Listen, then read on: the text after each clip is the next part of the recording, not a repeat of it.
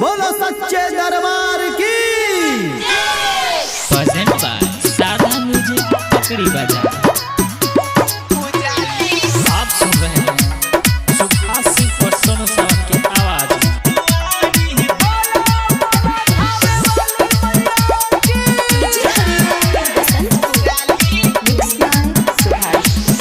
चढ़ते दशहरा दैया अवतारी घरे मैया सतोरे बहिनिया संगे अवतार भैरो भैया।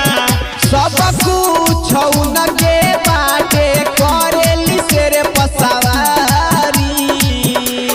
प्रेम से बोलो दुर्गा मैया की जय। चल दुआरी चल दुआरी, नौ दिन माई सुन सगरो पूजाली। रे सोनुआ माई के आरती उतार न रे। ना दादा उनका शेरवा से डर लगता। कैसे के आरती उतारी जाई के लगावा हो। कैसे के आरती उतारी जाई के लगावा हो। डर लागे काटली माई के बगवा हो। डर लागे काटले ही। ना काटी जो ना। अच्छा ठीक बा। जनता निमाई के निमिये हयासन भावे न पीपर पकड़ावाए राम। झुलुआ झुलत जब थक जाली मैया करेली निमी के तारावा यारा।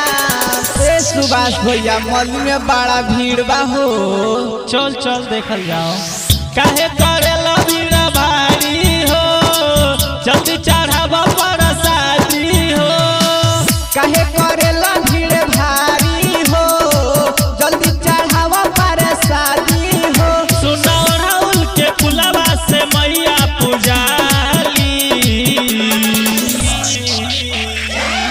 अहे पुजारी खोली है दुआरी। आइए पुजारी खोली है दुआरी। शारदा म्यूजिक पकड़ी बाजार।